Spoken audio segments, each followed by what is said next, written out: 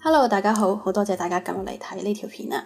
咁今日咧，我就想同大家分享一下，究竟我點樣喺倫敦揾到 2D Animator 呢份工嘅。咁呢個分享咧就會比較適合一啲喺香港已經做開創意產業嘅人嘅，就例如 Graphic Designer、Video Editor、Animator 等等，而有計劃嚟英國做翻半學。咁如果你係做開普通文職或者可能係會計師咁樣啦，咁可能我哋嘅 interview 過程可能會有少少出入啊，因為其實我哋會比較重 portfolio 啦，咁我相信普通文職係唔會需要你有一個好靚嘅 portfolio 嘅。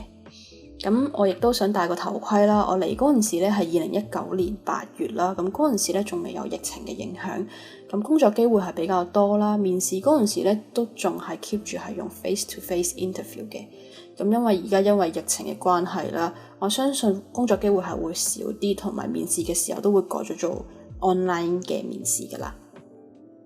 喺分享之前啦，我希望大家可以 like 同 share 呢條片啦，同埋 subscribe 呢個頻道啦。咁我下一次分享呢，大家就唔會錯過啦。咁我而家呢，就係一個倫敦嘅比較細嘅廣告 agency 啦，係做緊一個 2D animator 啦。咁呢條片呢，大概會分為兩大 part 啦。第一 part 就係我前期點樣準備我嘅 show reel 啊、portfolio 同埋 LinkedIn 嘅。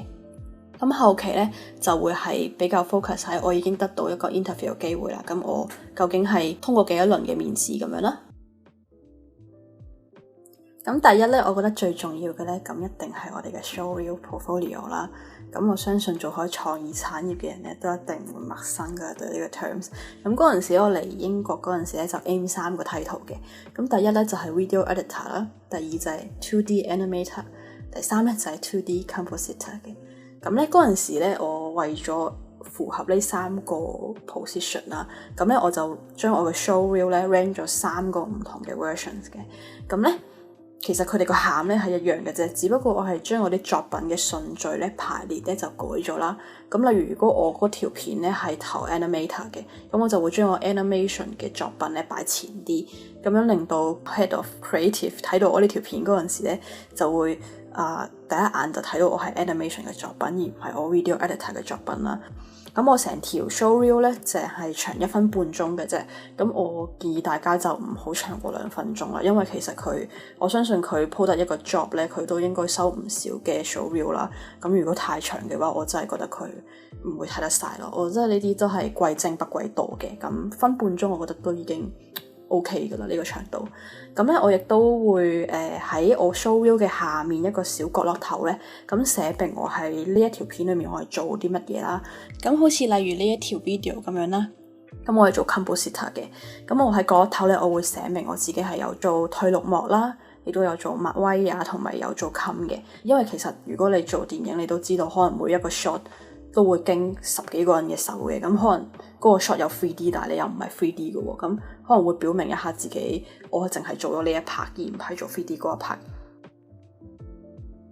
第二咧，我覺得重要嘅咧就係 LinkedIn 啦。咁咧，我喺香港未嚟倫敦嗰陣時咧，已經 prepare 我嘅 LinkedIn 噶啦。咁咧，通常咧都係 like post 啊，同埋加 connection 啦，咁令到 LinkedIn 覺得咧我係一個真實用戶嘅。咁我加啲咩人咧？咁我就係加倫敦嘅 talent manager、HR manager、head of production 或者係 creative director 呢啲位嘅人啦。咁從而廣闊我喺倫敦創意產業方面嘅人脈嘅。咁亦都我嚟到倫敦嗰陣時咧 set 好晒所有嘢咧，我就出咗個 post 啦。咁個 post 咧就係 post 嘅 show reel， 同埋裡面寫明我已經嚟到倫敦啦，我想揾工咁樣，同埋我亦都表明我自己識啲咩語言啦，就例如英文啊、廣東話、普通話等等咧，咁樣從而令到大家睇到我嘅 show reel， 咁亦都會增加我揾到工嘅機會嘅。咁 LinkedIn 嘅 profile 點寫得好咧，我就唔長談啦。但係咧，我呢度就揾咗一個例子啦。咁佢咧就係一個韓國嘅動畫先。咁你見到佢嘅 LinkedIn profile 裏面咧係有 show reel 啦。咁呢個好重要咧，就係人哋 click 入你嘅 profile 就見到你嘅 show reel， 同埋佢有 experience， 即係佢寫咗自己喺啲咩公司度做嘢啊。咁第三咧就係你嘅 skill 啦。咁我覺得 skill 寫落去都幾重要嘅，因為其實你喺 LinkedIn apply 份工嗰陣時咧，佢都會根據你嘅 skill 去篩一啲工嘅。咁如果你嘅 skill 裏面有 Photoshop 咁樣啦，咁嗰份工 require 要 Photoshop 嘅話咧，咁呢份工係你 search 呢份工喺 LinkedIn 嘅時候咧，就會彈頭一啲噶啦。咁所以咧，我都好建議大家寫啲 skill 落去啦，就例如 Photoshop 啊、After Effect 啊，或者係 Premiere Pro 等等呢啲都可以寫落去啦。咁第三咧就係 Indeed 啦。佢入邊有一個功能咧，係右上角有個 Messenger 嘅一個 logo 啦。咁入面錄覆人咧係比較簡單嘅，佢唔會好似 email 咁籠統啦。咁當然 Indeed 都會發個 email 俾你話有人 message 你啦，但係感覺上入面咧就會比較輕鬆啲，冇咁拘謹咁樣啦。咁我就會喺嗰邊覆人哋嘅 message 嘅。咁我而家呢份工咧都喺 Indeed 度揾翻嚟嘅。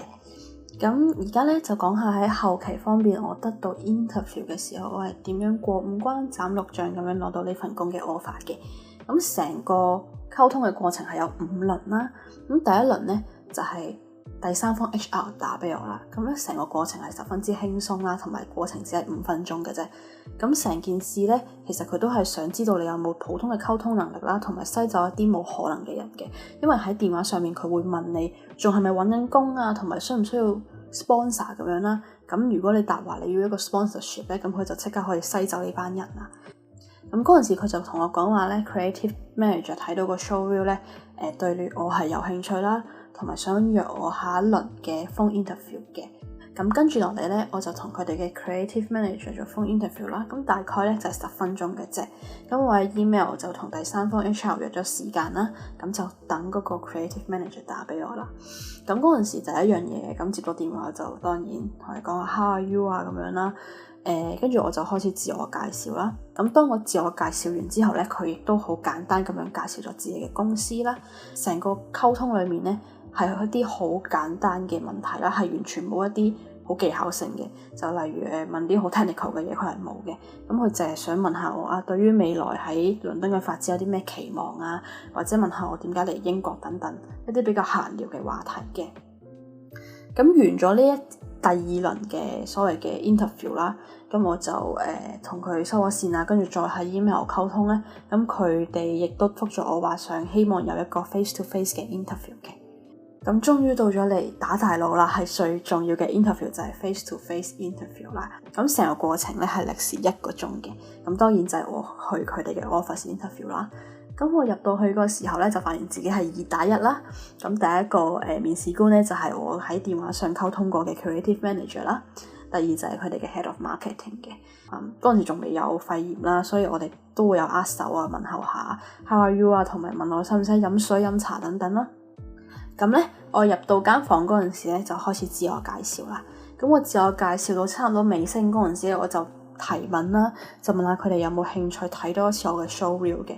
咁佢哋就當然唔會拒絕啦。咁我就嗰陣時帶咗自己部電腦去啦，咁再重新咁樣 show 一次我嘅 showreel 出嚟啦。同埋當個 showreel 一邊播嘅時候咧，我就一邊講解我自己係做啲乜嘢嘅。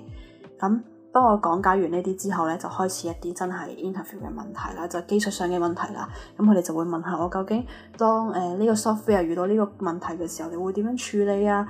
或者你願唔願意學一啲新嘅軟件啊？因為佢哋會有一啲比較 specific 嘅軟件需要用到啊。咁嗰陣時佢都有問到我 checking 係用咩 software 啊，同埋點樣拎啲 checking data 出嚟等等嘅。咁都會答翻佢哋啦。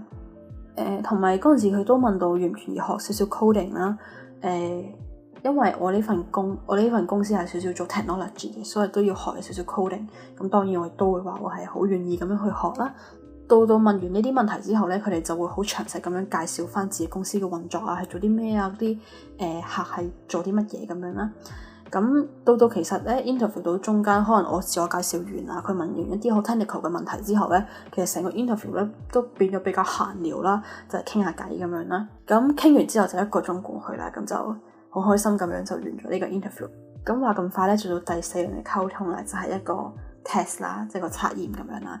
咁第三方 HR 咧就覆翻我 email 話咧，面對面嘅 interview 都幾好，佢哋都好中意。咁樣而家咧就有一條試題咁樣就問下我啦，咁確保我係一個有一個正常 Animator 知識嘅人啦。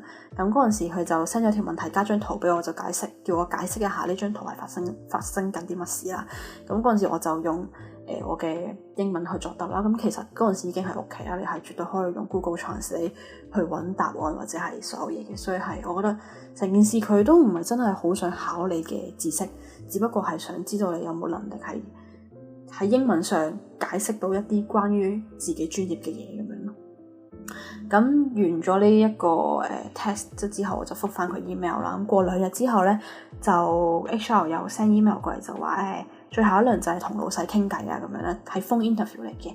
咁我相信因為大老細一定係忙噶啦，咁佢一定唔會再預備多一次face to face interview 俾我啦，所以我就用電話同大老細溝通咗5分鐘，咁都係閒聊幾句嘅啫。